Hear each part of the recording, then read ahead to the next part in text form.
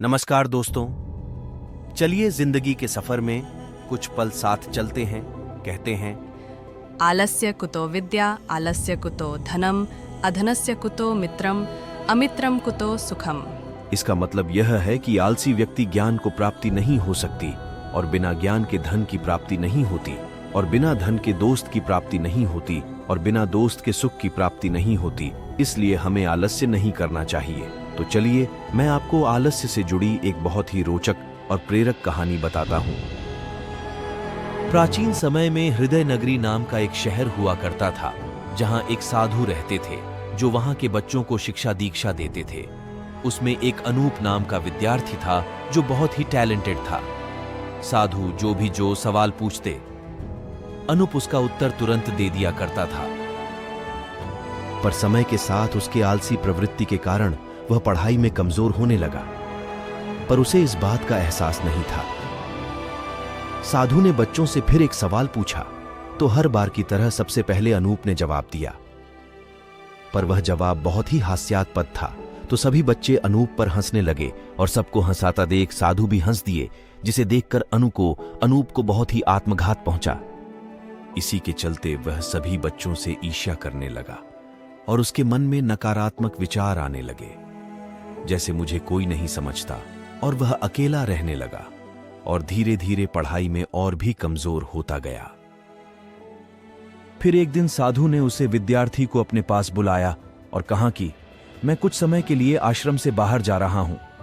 कल संध्या काल तक मैं लौट आऊंगा, पर इस दौरान तुम्हें मेरा एक काम करना है। यह एक पारस पत्थर है जो लोहे को छूते ही उसे सोने में बदल देता है।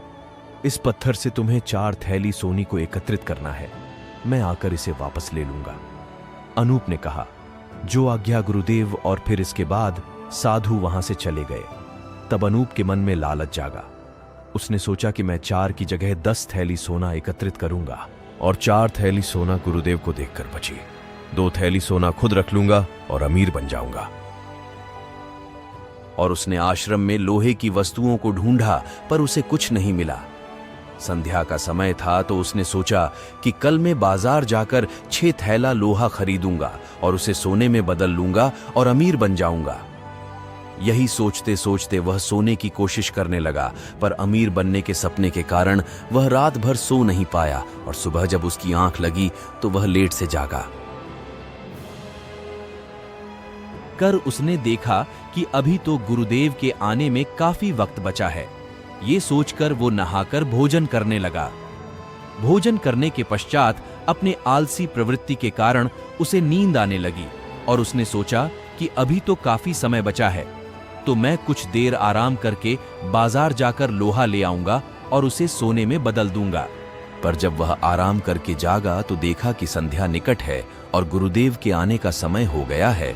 तो वह जल्दी से बाजार की ओर जाने लगा, परंतु गुरुदेव उसे आश्रम के गेट में ही मिल गए, और उसने कहा, लाओ दो वह पारस का पत्थर जो मैंने तुम्हें दिया था। अनूप रोते हुए गुरुदेव के चरणों में गिर गया और कहने लगा, गुरुदेव, मुझे थोड़ा समय और दे दें ताकि मैं आपका दिया हुआ कार्य पूरा कर सकूं। पर गुरुदेव ने उससे पारस पत्थर वापस ले लिया। निष्कर्ष तो देखा दोस्तों, आपने अनूप अपनी आलसी प्रवृत्ति के कारण क्या क्या गवा देता है। पहला, पढ़ाई में होशियार होने के बाद भी आलसी प्रवृत्ति के कारण पढ़ाई में कमजोर होने लगता है। दूसरा, अपनी आलसी प्रवृत्ति के कारण वह गुरु के आज्ञा का पालन करने में असमर्थ हो जाता है, अपने पास आए अवसर को गवा देता है। और तो और अमीर बनने और गुरु को धोखा देने जैसे नकारात्मक विचारों से ग्रसित हो जाता है। इस प्रकार आलसी के कारण मनुष्य का जीवन नकारात्मकताओं से घिर जाता है।